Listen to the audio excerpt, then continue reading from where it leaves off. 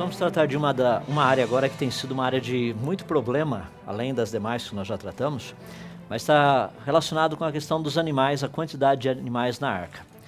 Para isso eu gostaria de utilizar o que nós já aprendemos até aqui e um pouquinho do conhecimento científico relacionado na área da taxonomia, que é o agrupamento dos animais, a distribuição de animais, classificação de animais, para nós entendermos um pouco o que está acontecendo.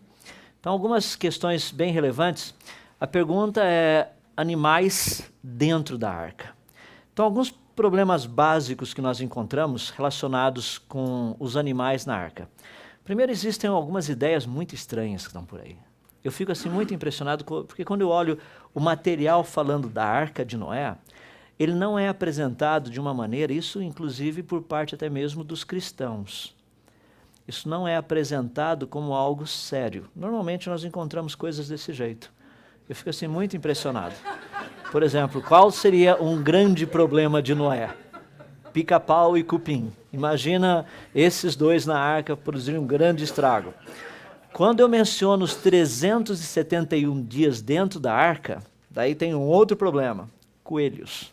Imagina o que não teria acontecido com coelhos dentro da arca por todo esse período. Teria coelhos em todos os lugares. Eu acho muito legal porque isso daí dá uma boa indicação do que nós pensamos a respeito dessa área. Normalmente nós vemos esse tipo de coisa. Agora, vamos deixar a parte humorística, que é muito legal também, e tratar da parte da realidade. Nós temos algo para tratar a respeito disso, ou seja, nós precisamos 3 áreas específicas, estudar com respeito aos animais, seria a quantidade deles, como foi possível cuidar desses animais dentro da arca, a questão da alimentação, e o que teria ocorrido depois em termos de diversificação. Ou seja, nós temos essa grande diversificação hoje no planeta. A biodiversidade que nós chamamos na área de animais é fabulosa. Como seria possível termos tantos animais com tantas variações num período de praticamente só 4.000 e poucos anos? Então vamos estudar um pouco a respeito disso. Primeiro, vamos pensar em termos de quantidade. Na área de quantidade, algumas questões que eu gostaria de tratar com vocês e pensar um pouquinho a respeito do espaço interno da arca, ou seja, o que seria possível colocar ali dentro, quais animais deveriam entrar na arca e como recolhê-los. Então essas 3 áreas é o que eu gostaria de começar tratando com vocês. Primeiro vamos falar um pouquinho a respeito do espaço interno dessa arca. Na palestra anterior nós ouvimos a respeito das dimensões da arca. Então só repetindo, Gênesis capítulo 6, dos versos 14 até o 16, nós temos uma informação muito precisa a respeito da arca. Nos é dito o seguinte: você, porém, fará uma arca de madeira de cipreste, divida em compartimentos e revista de piche por dentro e por fora. Nós já vimos a questão, inclusive, do próprio piche, que a palavra aí não seria piche, mas seria a rena, ou seja, um outro tipo de calafetagem. Faça com 135 metros de comprimento, 22 metros e meio de largura e 13 metros e meio de altura. Nós já vimos os tipos de côvados também, pegamos o menor de todos, só para termos uma noção. Diz o seguinte: faça ali um teto e um vão de 45 centímetros, praticamente um côvado, entre o teto e o corpo da arca. Coloque uma porta lateral na arca e faça um andar superior, um médio e um inferior. Deixa eu falar um detalhe aqui que talvez você não tenha pensado ainda, quando nós tratamos da arca. Vamos pegar de uma forma geral. Nós temos primeiramente o volume dessa arca, cerca de 40.500 metros cúbicos. Você pega essas dimensões, você estuda. O peso bruto dela é possível calcular. Sim, é possível calcular o peso bruto, é possível calcular o deslocamento. O peso bruto está relacionado praticamente da arca em si. O deslocamento é o peso da arca mais tudo que estava dentro dela. Como que nós calculamos essas questões? Deslocamento, nós temos que a arca, ela literalmente tinha uma área, seu comprimento de 300 côvados por 50 côvados, e nós fomos informados que a arca não raspava em nenhuma montanha pelo menos 15 côvados. Ou seja, 15 côvados dela estava abaixo do nível da água. Então você pega seu comprimento, sua largura, mais os 15 côvados, pega o que isso significa em termos de água, porque isso é o deslocamento. Para você ter uma noção que daria cerca de mais ou menos 20.000 toneladas, o negócio todo.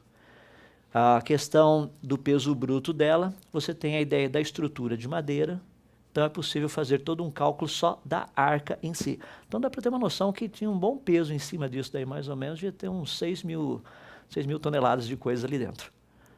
Ou seja, não dá para você guardar isso na arca da noite para o dia. Dá para perceber que houve um planejamento. Então, quando nós tratamos a respeito da arca em si, nós vemos toda uma infraestrutura. Por exemplo, dentro desse tamanho, já mencionei o equivalente em termos de prédio, um prédio de 67 andares, com apartamentos de 200 metros quadrados, 360 containers daqueles de 40 pés, mais de 3.400 jaulas de 12 metros cúbicos, mais de 3.970 Corsas da GM também, se quiser usar o Fox, praticamente o tamanho mesmo. Ou seja, de uma forma geral, seria possível, não é, transportar sem nenhum problema 120 mil animais do tamanho de uma ovelha dentro da arca. Tranquilamente daria para colocar toda essa bicharada lá. Agora, quando nós pensamos nesse aspecto, aí nós temos algumas coisas que precisam ser tratadas. Primeiro, que nós temos uma quantidade muito grande de animais, uma variedade muito grande. Mas a arca tinha 3 pisos. Então, sem dúvida, o piso superior seria o piso onde Noé e sua família estariam se alojando. Agora, você não precisa de toda aquela área só para eles. Ali seria uma área também muito importante, porque havia uma abertura, como nós estamos vendo aqui, de mais ou menos um côvado. Para que essa abertura lá em cima? Iluminação e ventilação, correto. Se você pegar aqueles prédios mais antigos, principalmente com empresas, eles tinham algo fascinante ali, que você tinha as duas meias águas assim do telhado, só que elas não se encontravam. Aqui no meio tinha uma outra partezinha um pouco acima, que é para que o ar quente passando por ali pudesse subir e sair, e o ar frio entrar. Servia também como iluminação. Esse é o mecanismo que a arca usa. É um mecanismo que foi utilizado até praticamente menos de um século atrás. É muito comum esse tipo de sistema para iluminação e ventilação. Então a arca tinha essa propriedade. A parte de cima, principalmente, era a parte iluminada. Os sistemas internos, nós sabemos que os pisos não eram fechados, devia ter um vão aberto no meio da arca, entre os 3 pisos, que serviria literalmente para fazer com que o ar de toda a arca fosse renovado. Porque se os pisos fossem vedados, selados, imagina os animais lá embaixo no último piso. Ficar 371 dias lá, acabaria todo o oxigênio deles, eles morreriam asfixiados. Então nós sabemos que havia uma estrutura de ventilação. Só por esses detalhes dá para ter uma noção da construção. Nós não temos condições de dar os detalhes, mas nós sabemos que algumas coisas teriam que ter sido feitas. Então esse mecanismo, parte superior, principalmente Noé e toda a sua família, já ia colocar Moisés dentro dessa arca, mas Moisés é de uma outra arca, não tem nada a ver com isso. Então no piso superior nós temos Noé e a sua família. E que tipo de animais deveriam ter ficado nesse piso superior?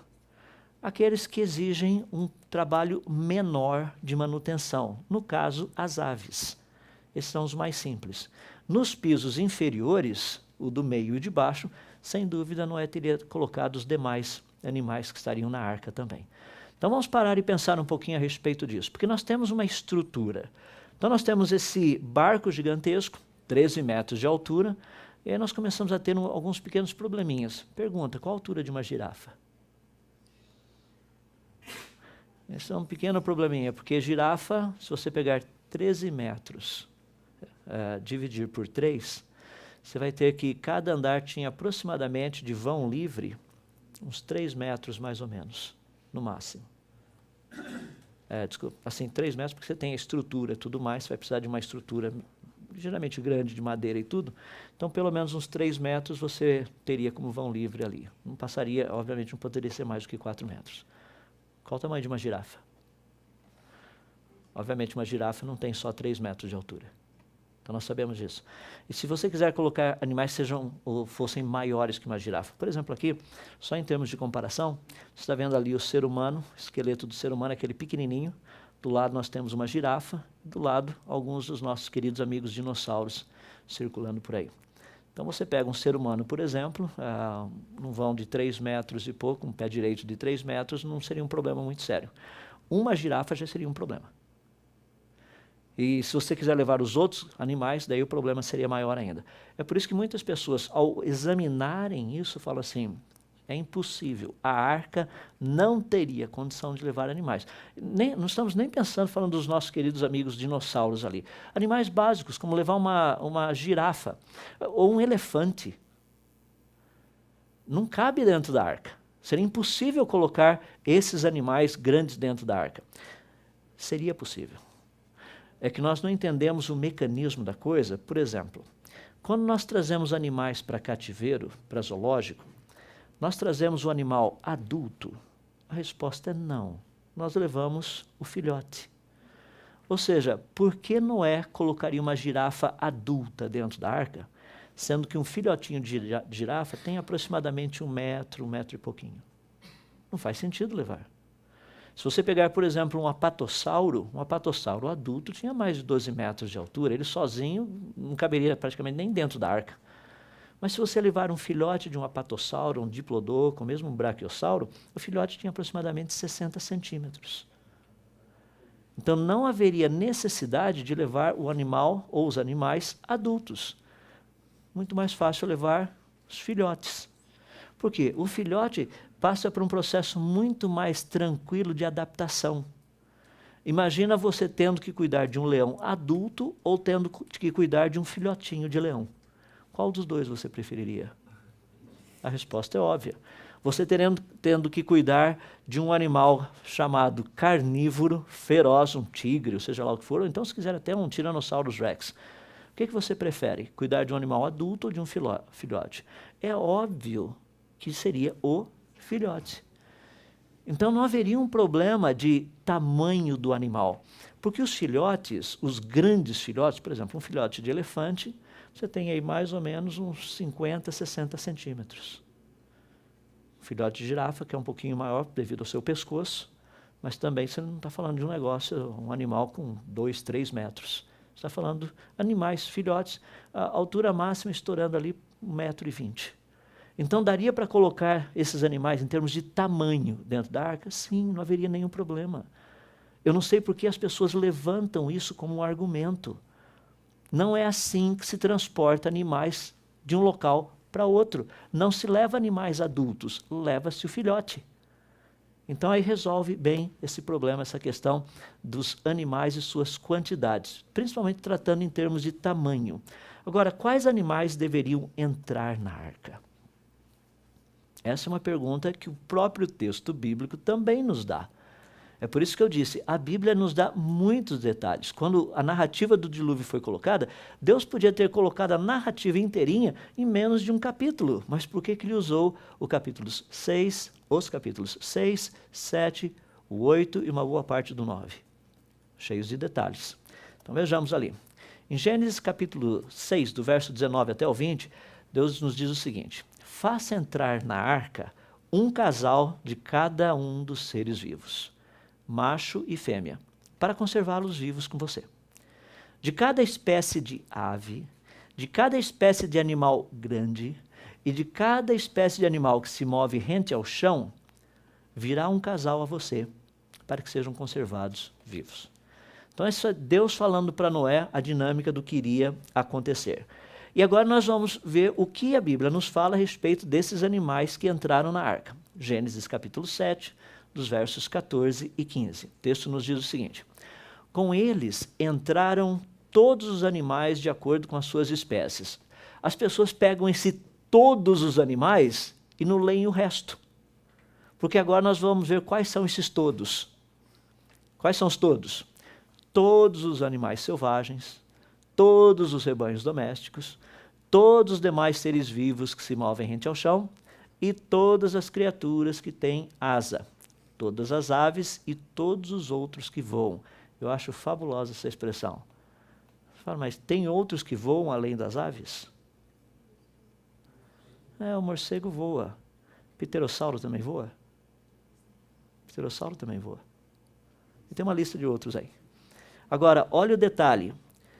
Casais de todas as criaturas que tinham fôlego de vida, e a expressão literal é fôlego de vida nas suas narinas, vieram a Noé e entraram na arca. Agora nós sabemos quem são os todos. Porque as pessoas falam, não, olha lá, com eles entraram todos os animais de acordo com as suas espécies. Todas as pessoas já colocam todos.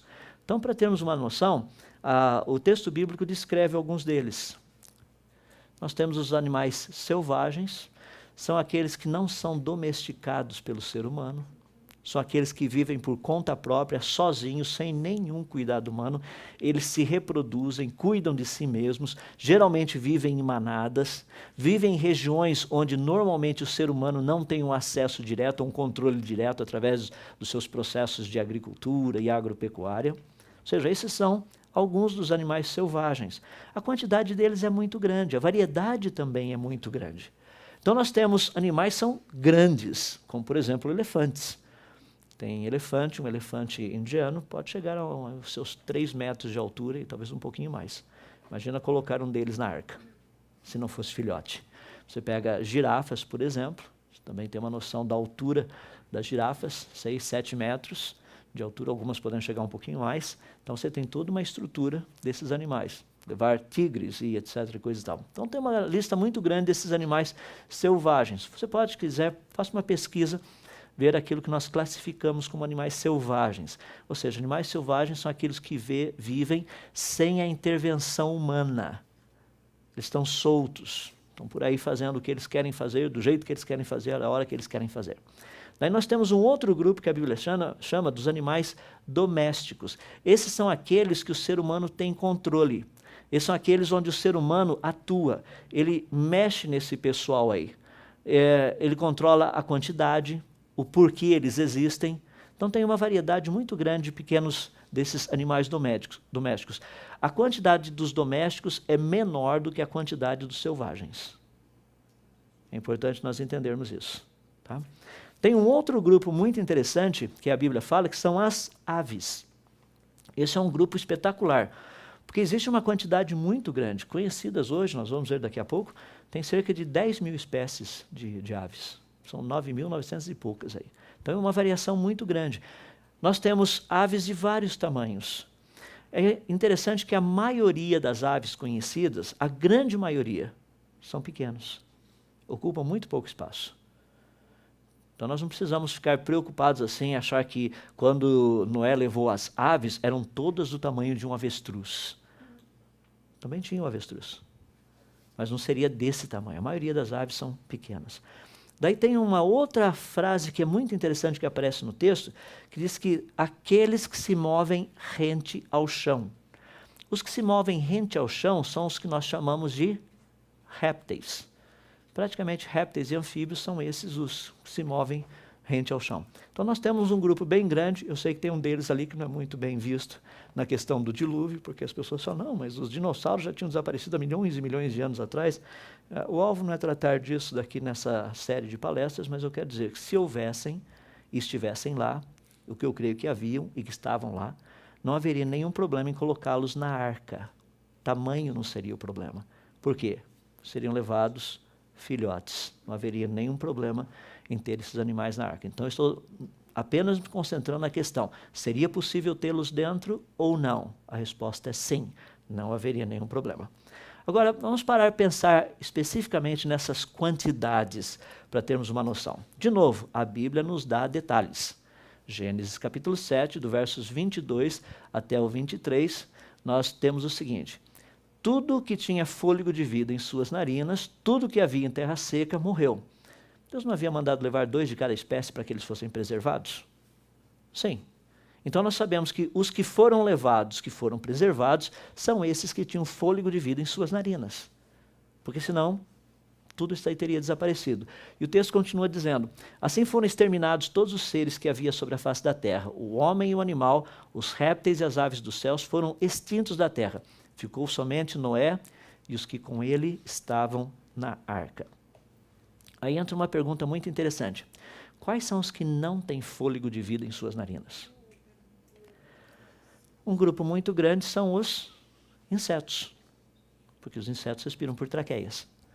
Então nós temos algo muito interessante, as pessoas ficam tão preocupadas assim, mas rapaz, imagina Noé saindo por aí pegando pernilongo, pegando mosquito, pegando carrapato, ia ser um problema muito sério.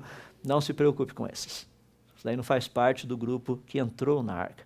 Pode ter entrado um casalzinho de pernilongo, assim, meio perdido lá, não sabia o que estava acontecendo, entra na arca, mas não seria esse o propósito. Talvez aparece lá um grupinho dos chamados cães, e vai que tenha carrapato no meio também. Mas Noé não saiu caçando inseto. Entendam isso. Porque as pessoas falam, não, mas Deus falou 2 de... 2 do quê?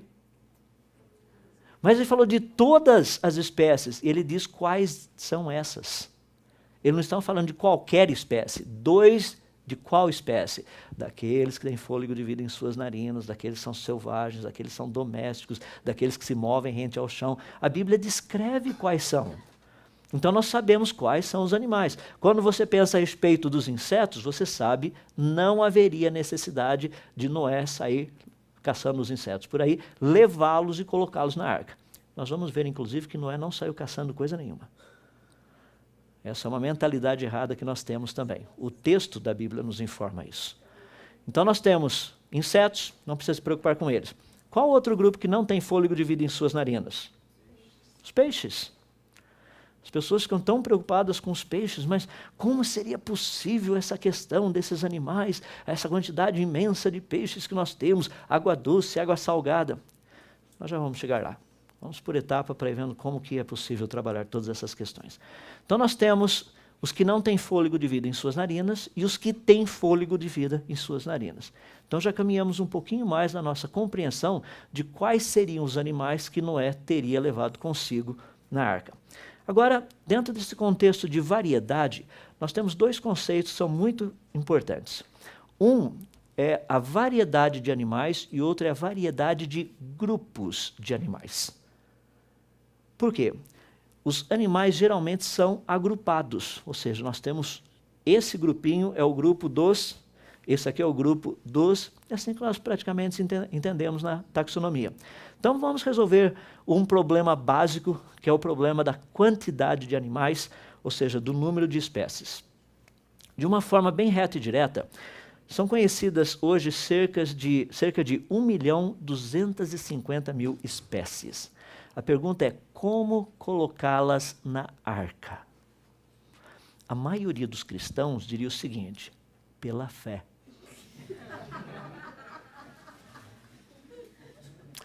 A resposta é simples e óbvia, pela porta. Porque as pessoas falam, mas para e pensa, 1.250.000 espécies, se são 2 de cada espécie, nós estamos falando de 2.500.000 espécies, sem contar os limpos e os imundos, porque dos limpos era para levar 7 de cada um, 7 pares. Então, na hora que você faz as contas, você fala, rapaz, isso daí é um número gigantesco, não cabe na arca. Você mesmo disse que cabiam só 120.000 animais do tamanho de uma ovelha. Como colocar tudo isso? Falo, rapaz, o que nós já estudamos até agora? Vamos colocar tudo o que nós já vimos até agora de uma forma prática. 1.250.000 espécies conhecidas. Dessas 1.250.000 espécies conhecidas, mais de 950.000 são insetos. Não é para colocar inseto na arca. Isso não faz parte do material biológico que o Senhor Deus falou, leve consigo.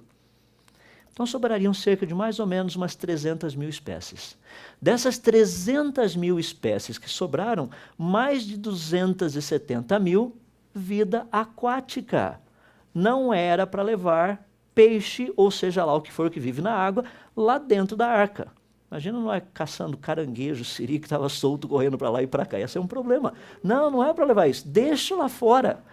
Ou seja, sobrariam menos de 30.000 espécies para Noé levar na arca. 30.000 espécies do quê?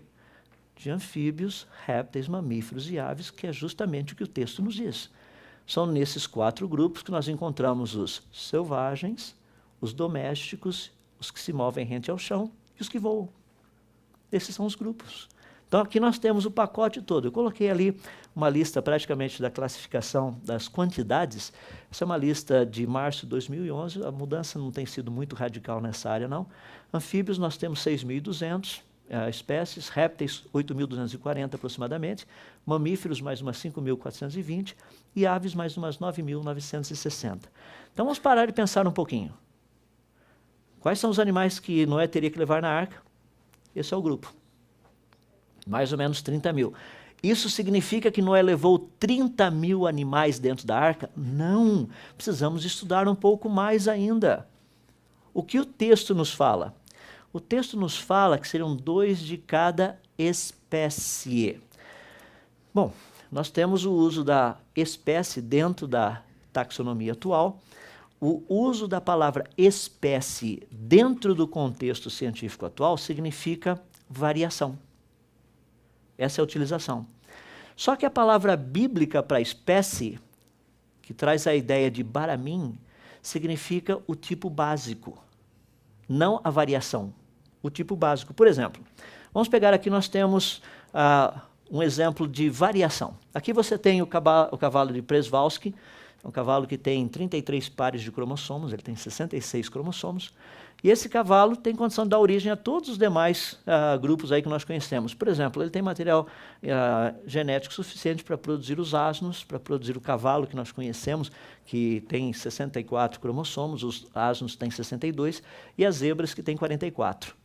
São 22 pares de cromossomos nas zebras. Ou seja, esse cavalo de Przewalski tem informação genética para produzir toda essa variação. Inclusive, dentro do grupo de cavalos, nós temos aqueles que é do lado esquerdo, você tem os leves, lá do outro lado você tem os pesados, e ali no meio você tem até o pônei.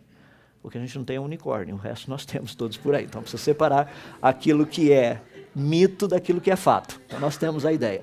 Agora, perceba o seguinte, o que a taxonomia hoje chama de espécie, são essas variações. O que a Bíblia chama de espécie é o tipo básico. Então Noé não precisaria pegar, por exemplo, asnos, zebras, todas as variações de cavalos que nós temos aí. O que ele faria? Ele pegaria o tipo básico. Por quê? Porque depois do dilúvio, novamente, essas variações iriam surgir. Então a pergunta é algo muito interessante, que é assim, Noé teria que pegar o tipo básico. Pergunta, quantos tipos básicos existem por aí? Tem um biólogo, Dr. Frank Marsh, colocou a ideia, que a ideia seria englobar essa palavra baramim, para fazer um tipo de classificação, que facilita muito mais do que o que nós temos aí na ideia da taxonomia atual, um pouquinho diferente daquilo que Carlos Linné propôs há alguns séculos atrás. Só diga-se de passagem, quando Carlos Linné fez a sua tese a respeito da taxonomia, como deveria ser feita a classificação dos animais, algo espetacular que aparece logo no início da sua tese é a citação do Salmo 104, verso 24. Na sua tese de taxonomia, Carlos Linné começa dizendo o seguinte, citação desse versículo, quantas são as tuas obras, Senhor? A terra está, todas elas feitas com sabedoria. A terra está cheia de seres que criastes. É assim que ele começa a tese. Ele acreditava que havia uma organização natural e era possível você classificar dentro dessa organização. Porque ele acreditava que as espécies eram frutos de uma mente inteligente. Então seria possível classificá-las. Foi espetacular a coisa. Então, fecha esse parênteses a respeito. Frank L. Marsh fez uma proposta muito interessante. Como você poderia classificar os animais, que facilitaria bastante? Aquilo que faria diferença entre si por alguns detalhes morfológicos apenas, ou seja, pequena diferenciação, e que fossem capazes de cruzar entre si. Por exemplo, seria possível cruzar cavalos com zebras? Sim, perfeitamente. Nasce aquilo que nós chamamos de zebralo. As pessoas falam, não, mas isso daí é um animal que é estéril. Alguns são, nem todos. É possível, por exemplo, cruzar, vamos pegar um exemplo simples que foi feito ano passado, poodles e lobos? Sim, é possível. É possível cruzar leão e tigre? Sim, é possível. Esses cruzamentos são o que nós chamamos de híbridos. Existem mais de 3.000 deles conhecidos. Porque nós sabemos que são animais que se agrupam dentro de um único tipo básico. Desse tipo básico teriam vindo todos os demais. Se nós pegarmos todos os tipos básicos conhecidos, inclusive os do registro fóssil, o limite máximo seriam de 1.000 desses tipos básicos. Ou seja, 1.000 animais. 2 de cada espécie, 2.000 animais. Então nós temos que trabalhar nos que são puros e nos impuros, para nós termos uma noção. Então, pergunta científica. Quantos animais mais ou menos Noé teria que levar na arca? 1.250.000 espécies? Claro que não.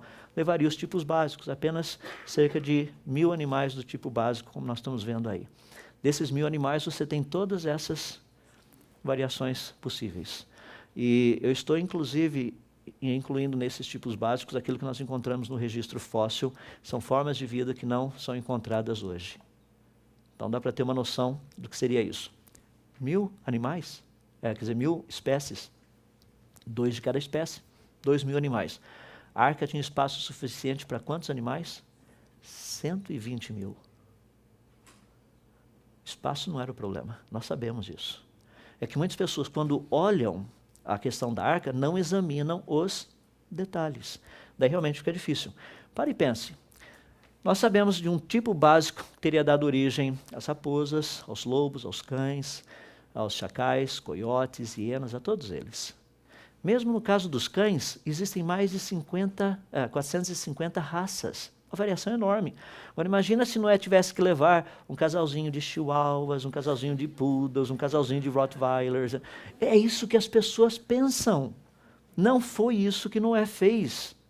Se ele tivesse que levar tudo isso daí, precisaria de umas 10 arcas para levar todo esse pessoal. Daí eu concordo com aquilo que muitas pessoas dizem, tá vendo? Não seria possível.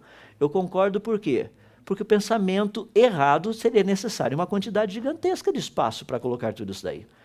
Mas a Bíblia nos informa de uma forma precisa quais foram os animais que teriam entrado na arca e esses detalhes relacionados com esses animais. Para que ninguém tivesse dúvida, olhando do ponto de vista científico, que é possível colocar toda essa bicharada lá dentro. Agora vamos fazer uma avaliação básica aí. Números de tipos básicos conhecidos entre anfíbios, répteis, mamíferos e aves. 1.000. Se você pegar 7 pares dos limpos e 1 par dos imundos, e mais 7 pares das aves. A Bíblia diz que era para nós levarmos 7 pares das aves. Acabamos de resolver o problema do corvo e da pomba de ontem. Lembra que Noé solta um corvo e solta a pomba, e o que aconteceu? É porque tinha mais outros 13 lá dentro. São 7 pares, 14. Então foi um corvo, mas tinham outros 13 lá dentro.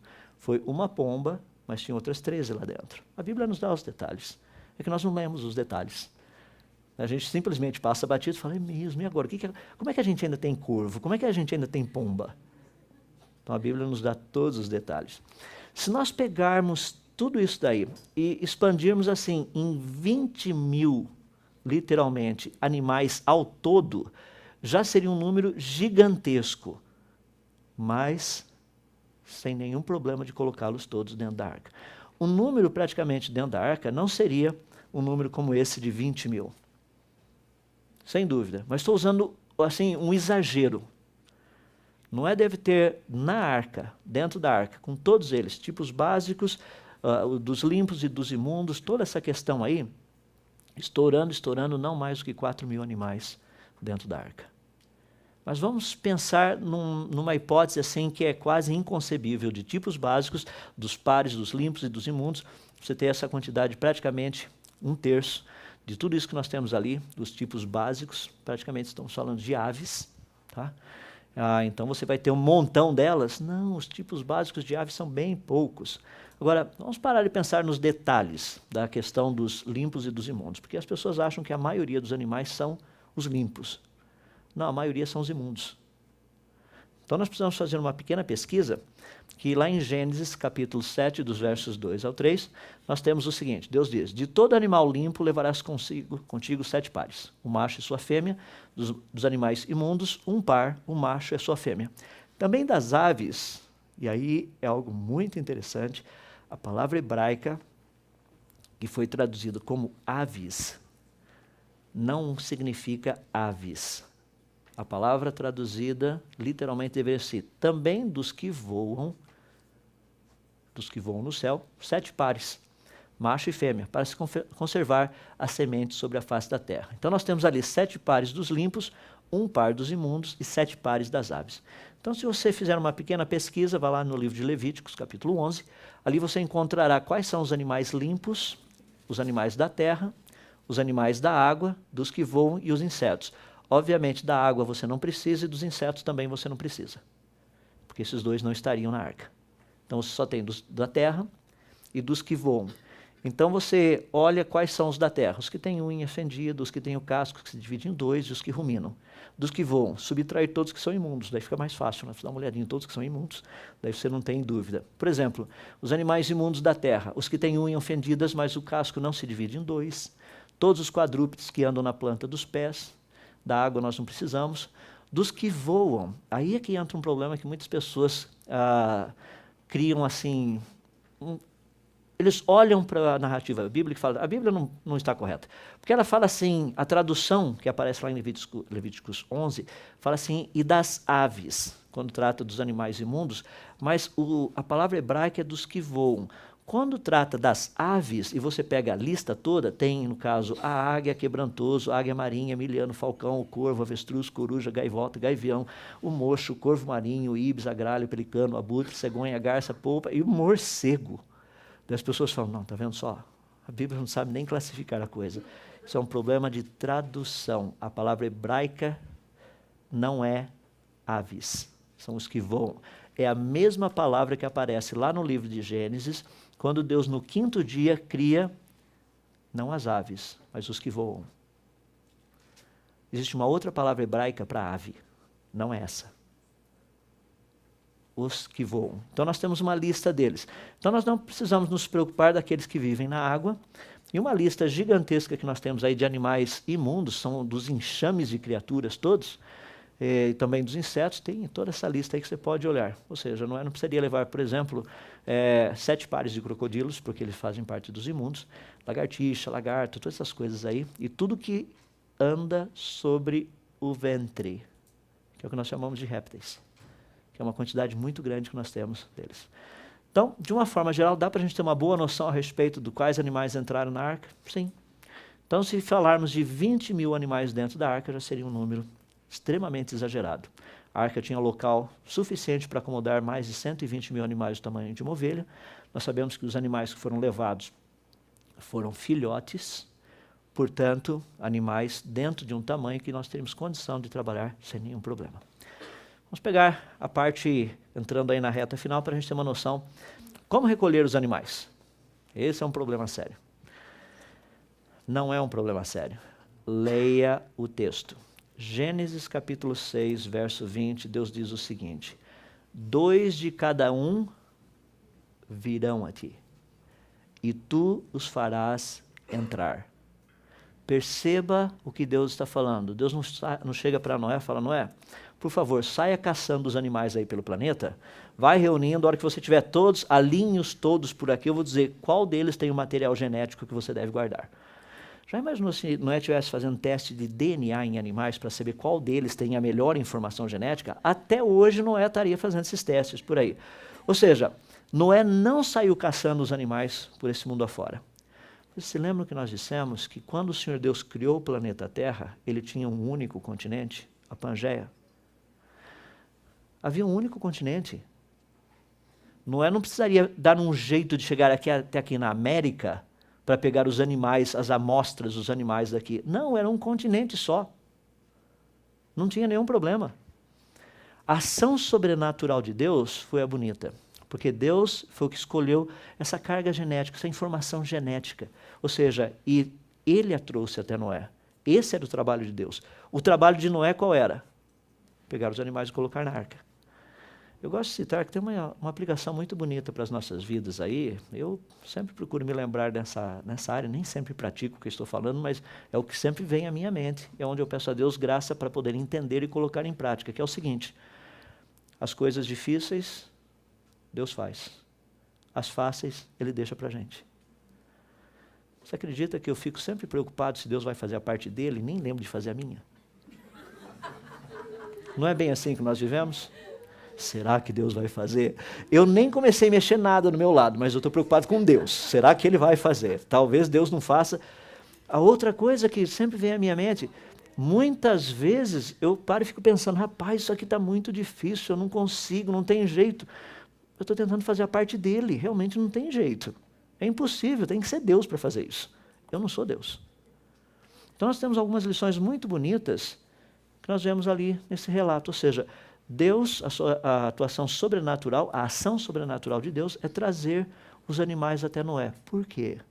Porque Deus conhece a informação genética de cada animal que ele mandou Noé colocar na arca. Ele sabia qual informação genética que ele estava colocando ali dentro. Ele sabia exatamente se o DNA daquele animal era perfeito ou não. Se aquele DNA tinha toda a capacidade de reproduzir toda a variação que seria necessário. Então Deus faz isso. O trabalho de Noé era mais tranquilo. Isso aqui, senhor, tá bom, já está catalogado, já colocamos ali, já está até na minha planilha Excel, já entrou. Até pega o outro, entrou, e assim por diante. Então a questão que nós já vimos, essa questão da palavra espécie, isso é muito importante, isso nos ajuda a entender quantos animais entraram ali dentro. Só para concluir essa parte, Deus falando ali em Gênesis 6, do 19 ao 20, ele diz: de tudo que vive, de toda a carne, 2 de cada espécie, macho e fêmea, farás entrar na arca, para os conservares vivos contigo. Das aves segundo as suas espécies, do gado segundo as suas espécies, de todo réptil da terra segundo as suas espécies, 2 de cada espécie virão a ti, para os conservares com vida. Então nós sabemos quais são os animais, nós sabemos o que a Bíblia quer dizer por espécie. Não são as variações, são os tipos básicos. Então, para nós concluirmos, vamos pensar em termos da questão da alimentação. Que tipo de alimentação? Ou quanto de alimento seria necessário? Então, vejamos. Olha que coisa fascinante. Livro de Gênesis, capítulo 1, verso 30, Deus diz o seguinte: e a todos os animais da terra, e a todas as aves do céu, e a todos os répteis da terra, em que há fôlego de vida, toda erva verde lhes será para alimento. E assim se fez. Se vocês puderem observar aquele pequeno animal do lado direito, olha a carinha de herbívoro que ele tem. Não, o que eu gostaria de dizer para vocês é o seguinte: não existe nenhum animal que seja 100% carnívoro, isso é totalmente desconhecido. Os grandes carnívoros, de toda a dieta deles, o máximo 60% é carne. A maioria dos animais fica numa proporção, na faixa de 50% a 50%. Nós temos exemplos muito simples que nos mostram a origem dessa estrutura nos animais. Por exemplo, um gatinho, um cachorrinho, quando eles passam mal, eles se alimentam de plantas, porque isso é o que ajuda a estabilizar o sistema. Ou seja, não existe nenhum animal que não seja também herbívoro. É que nós temos uma mentalidade que já foi passada por meio da teoria da evolução e dos evolucionistas, que dentes existem, aqueles dentes caninos, nos leões e tudo mais, isso existe para rasgar. Rasgar o quê? A carne. Não, ele existe para rasgar. Por exemplo, na região do Kalahari, na África, tem alguns grupos, manadas de leões, que quando não encontram caça, existem uns tipos de árvore que eles usam esses dentes caninos para rasgar a parte de fora da árvore e comer o que está no caule. E assim eles se alimentam.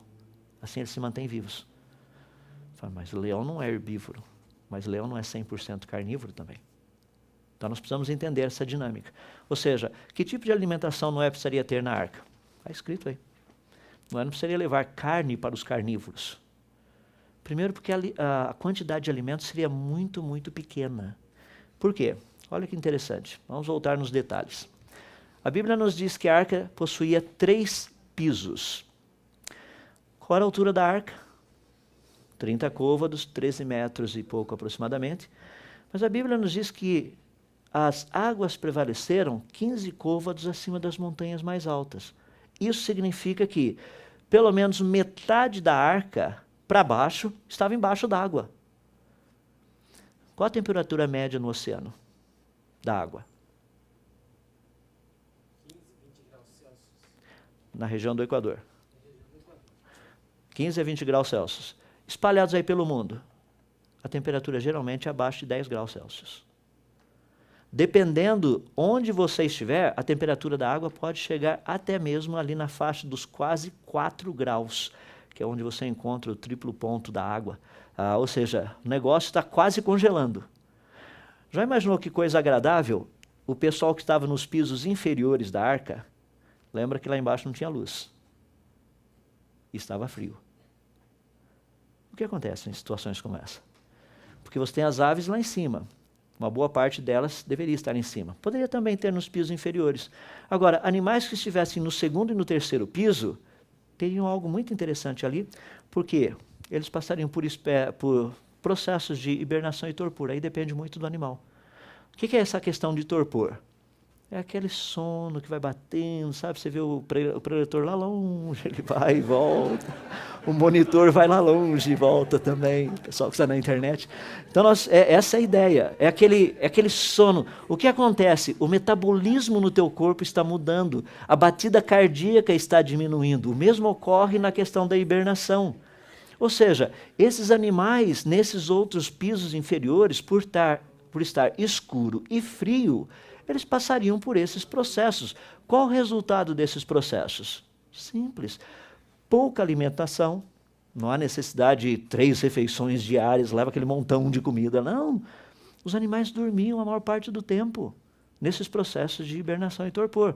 Iriam produzir poucos recursos biológicos, só estou usando um termo mais agradável, o número 2, ou seja, em vez de Noé ficar lá, vamos lá, pessoal, hora de limpar a arca, todo mundo... Não. E um processo lento de desenvolvimento.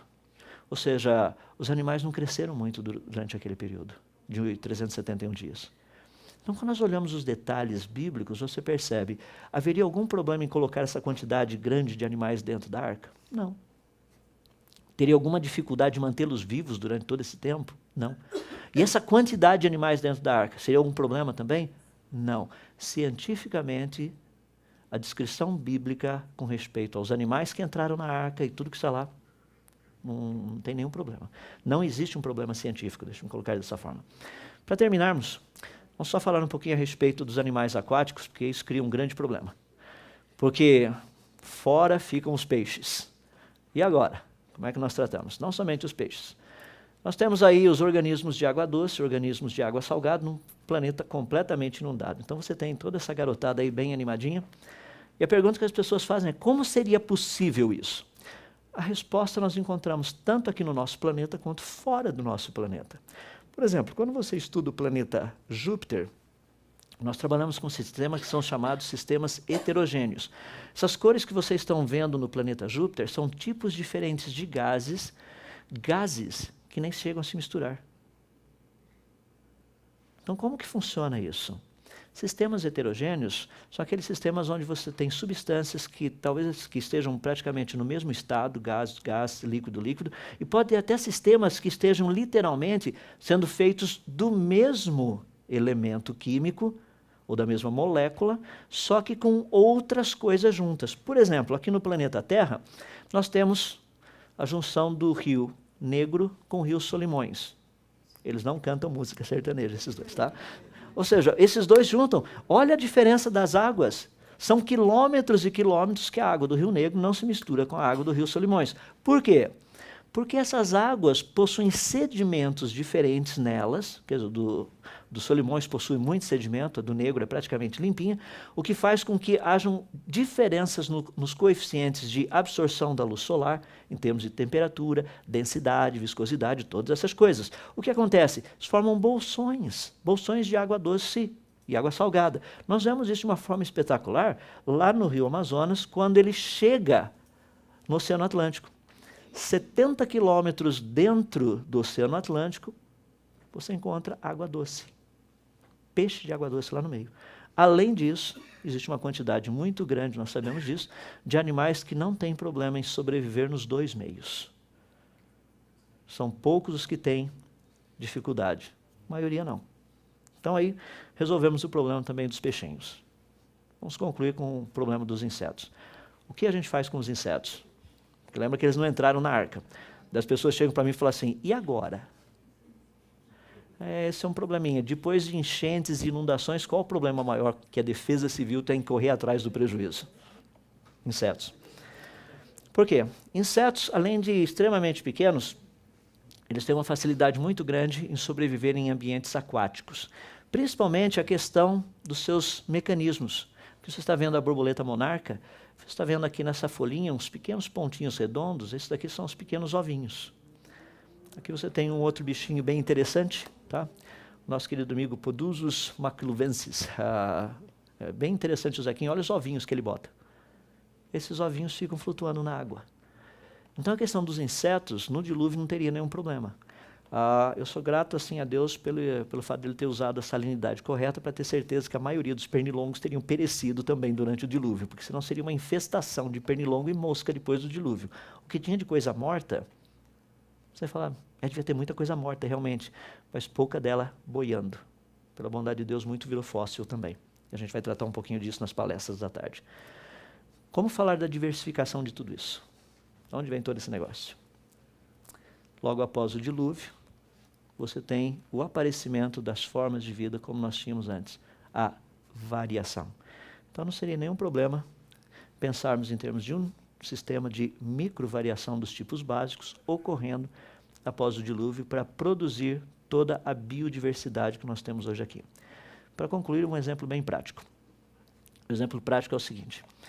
Há alguns anos atrás foi feita uma experiência na Alemanha. Um grupo de pesquisadores, eles pegaram um lobo, tá? E pegaram também um poodle. E foi feito o cruzamento entre esses dois animais.